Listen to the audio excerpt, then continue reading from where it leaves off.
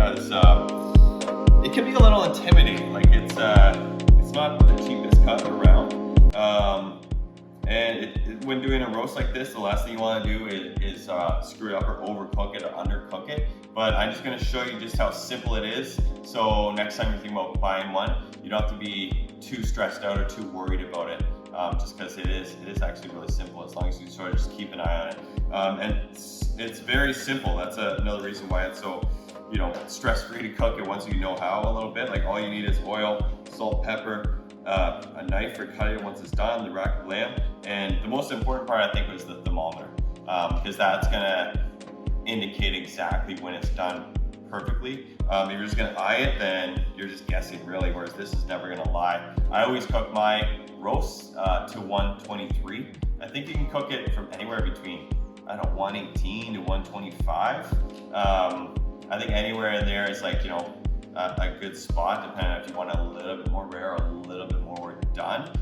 For me, I always remember 123 is what I like. I think Michael Jordan's the best basketball player ever, and that's why I think that it's like this is the best temperature ever to cook at. That's just how I remember it. So simple, just as always. Just gonna put a good amount of salt on it on both sides. Get all the meat covered.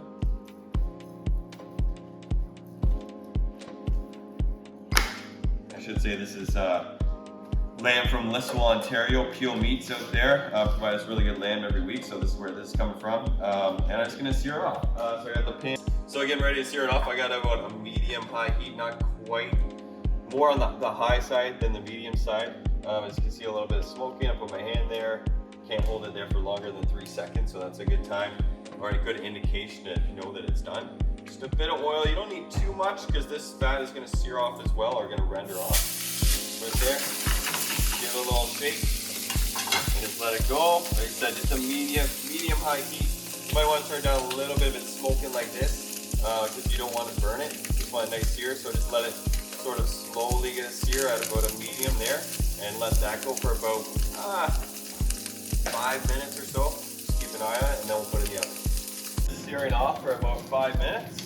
Let's take a look on where we are at. That's pretty good sear, and that's going to continue to roast and get a bit more color as we put it in the oven. You see that fat that rendered out?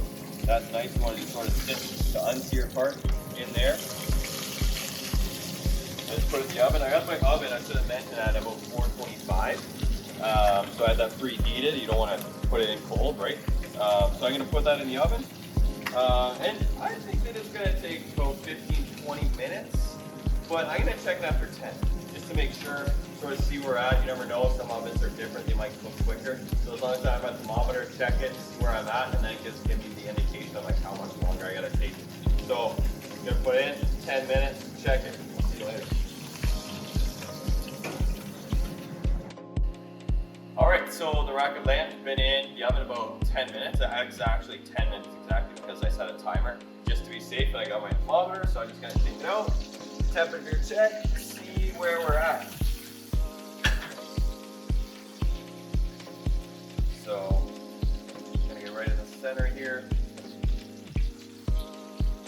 Okay, so we got about 20 more degrees to go on that side. It's a good idea to check on different parts of the roast too. This one is about the same, so that's good. And then I'll even check what in the center here. Yep, so about the same all around, so that's good. I got about 20 degrees more to go, so I'm going to put in for 5 more minutes, check it out, and hopefully it's done then. If not, another 5. But again, it's just double checking with the thermometer. It's going to guarantee this is perfect every time. There's no shame in taking the meat out and checking it a couple times. It's just going to make sure that you have the perfectly cooked roast. Okay, we're back 5 minutes later, 15 minutes total cooking time after the sear. Feels pretty good. Let's see where we're at. Oh, 122. Okay, I said I like 123. Oh, it got a little overcooked there. I mean, Okay, all right. So maybe a little overcooked on that side, just depending on like where the heat is distributed throughout the meat. but it looks like we're sitting between 122 and 124 for the most part. So 15 minutes total cooking time, and I'm just gonna let that rest. If you watched any of the videos before, and if you watch any of the videos in the future, I'm always gonna tell you the resting is so important. If I just cut it right now, all the juices in there are just flowing and moving around. If I cut it, all the juices are just gonna run right out, and it's gonna be dry no matter what. So you let the juices settle. I do for the half the time it takes to cook, up to a half hour. So this is about 15 minutes. So I'm gonna let it rest 7-8 minutes before I cut into it.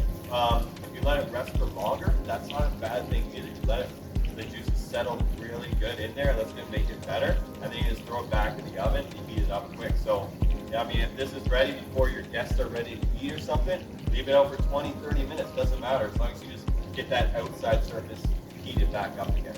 And again, that's like such an important, crucial step. I'll just emphasize that again and again. If you don't do that, it's going to be ruined. But if you let it rest, even if it's a little overcooked, it's going to sort of make up for some of that. So there you go. We'll see you in about 8 minutes. We'll cut it in. Hey guys, we're back. Got our lamb all cooked up. It's resting. In the meantime, while she's resting, we're gonna make a little sauce for it. We got some herbs here: parsley, rosemary, thyme. We're gonna chop them up really fine. Some Clancy's horseradish mustard, a little bit of red wine vinegar, olive oil, and salt. Just get her going here quick. As fine as you can get it. It's the name of the game for the parsley, your rosemary, and your thyme. Just help with a better mouthfeel, if that makes sense. There. Got little scraps here on the side. Now we got that nice fine chop. Add in our rosemary and thyme. The mix there.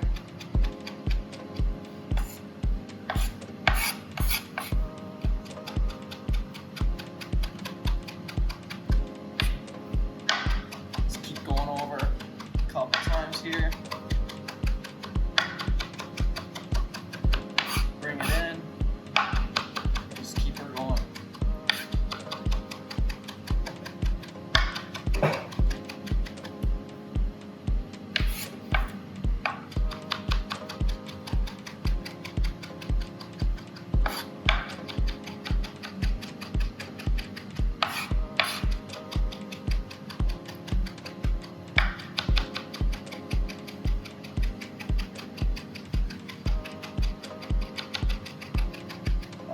So we got it really fine here. I'm just gonna add this to our bowl.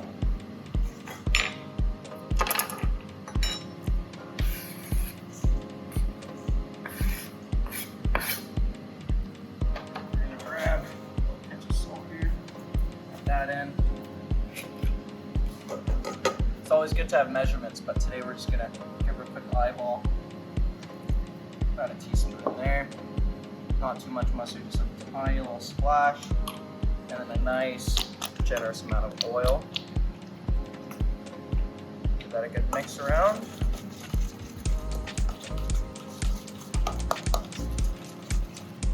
Quick taste.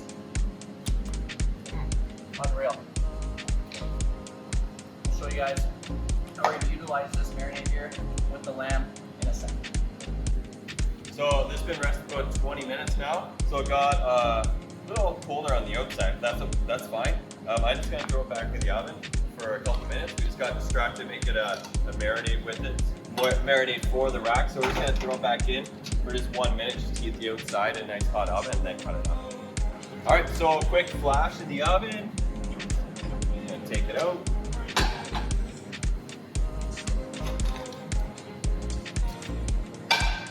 And carving this is no big deal. Like you can see, you just go in between each one of the bones.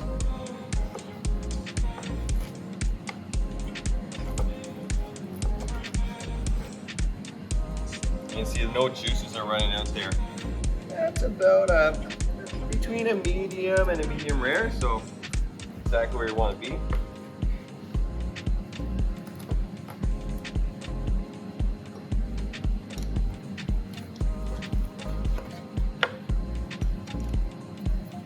All you gotta do is just follow in between the bones, so that way it's gonna be a nice, easy carving. You don't have to worry about that too much. You just gotta worry that the bones are gonna be hot, so you may want to use a tongue or a towel.